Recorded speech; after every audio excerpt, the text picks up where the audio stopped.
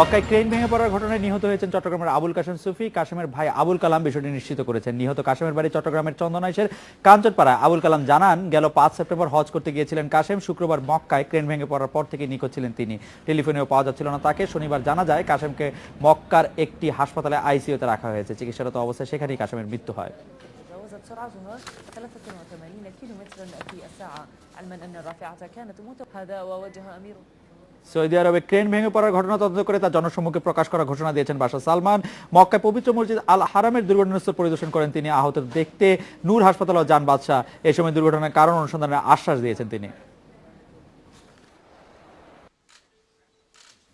একসাথে যেন 22 লাখ মানুষ হজ আদায় করতে পারেন সেজন্য গত বছর মক্কার মসজিদ আল হারামের সম্প্রসারণ কাজ শুরু করে কর্তৃপক্ষ। মসজিদের আয়তন 4 লাখ বর্গ কিলোমিটার বাড়াতে শুরু হয় ব্যাপক কর্মযজ্ঞ। এবছর হজ কার্যক্রম শুরুর আগে সংস্কার কাজ পুরোপুরি শেষ না হওয়ায় এখানে ব্যবহৃত ক্রেনগুলোকে সরিয়ে রাখা হয় মসজিদের একপাশে। শুক্রবার ভেঙে পড়ে সেগুলোরই একটি।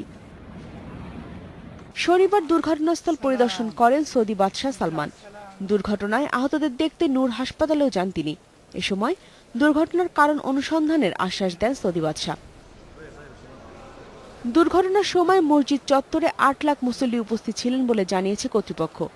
মুসল্লিদের নিরাপত্তা নিশ্চিত করতে সৌদি সরকারের আরও সতর্ক থাকা উচিত ছিল বলে মন্তব্য সংশ্লিষ্টদের।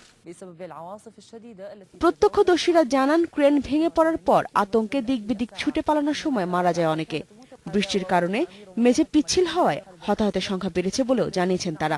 নিহতদের মধ্যে ইন্দোনেশিয়া, ভারত, পাকিস্তান, ইরান ও মিশরের নাগরিক রয়েছে।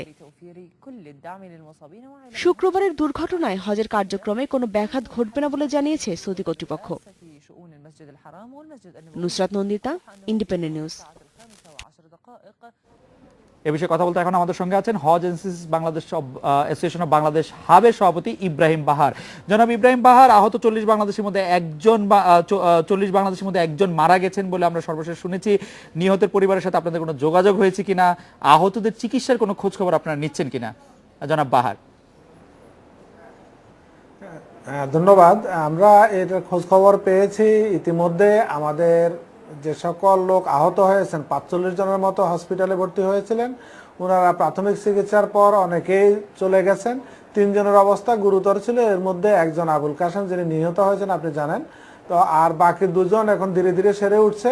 আমরা আশা করছি বোধহয় আর মৃত্যুর কোনো সংবাদ আমরা পাবো না। আমরা আশা করছি ওনারা সেরে উঠবেন। আর আমাদের যারা আহত হয়েছেন ওনারা কিন্তু ক্রেন ভেঙে পড়ার জন্য আহত হননি। পিচ্ছিল জায়গার মধ্যে হুড়োহুড়ি করে বের হতে গিয়ে অনেকে পায়ে চাপা পড়েছেন এবং এই জন্য অনেকে আহত হয়েছেন। ইব্রাহিম বাহার, সরকারি উদ্যোগে যারা হজে যান তাদের চিকিৎসার জন্য আমাদের সরকারের উদ্যোগে চিকিৎসক দল থাকে। বেসরকারি উদ্যোগে যারা হজে যান তাদের জন্য আপনারা কোনো চিকিৎসক দলের ব্যবস্থা কি করে থাকেন? ধন্যবাদ। সরকারি বেসরকারি উভয় হাজিদের জন্যই সরকারি ব্যবস্থাপনায় একটা টিম সেখানে যায় এবং সকলের চিকিৎসা সেখানে ব্যবস্থা করা হয়। আর এই জাতীয় দুর্ঘটনার ব্যবস্থা করার মতো সেখানে কোনো চিকিৎসক আমাদের কারোরই থাকে না, কোনো সরকারের থাকে না। সৌদি সরকার এখানে মক্কার হারাম শরীফের কাছাকাছি 2টো হসপিটাল আছে, সেই হসপিটালেই উনাদের চিকিৎসার ব্যবস্থা করে থাকেন। আমাদের কেবল ফার্স্ট এইড দেওয়ার ব্যবস্থা থাকে।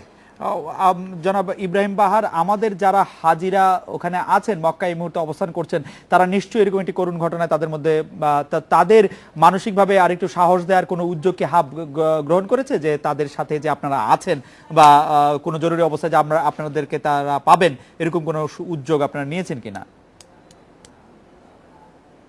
জি, এটি আমাদের মিশনে হাবের যে অফিস আছে সেই অফিস এবং মিশন এ বিষয়ে উদ্যোগ গ্রহণ করেছে এবং প্রতিটি এজেন্সির হাজিদের খোঁজ খবর প্রতিনিয়ত করছে এবং আমরা আইটি সাপোর্ট দিচ্ছি। কারো কোনো অসুবিধা হলে সেটি যেন আমাদেরকে যথাসময়ে জানানো হয়।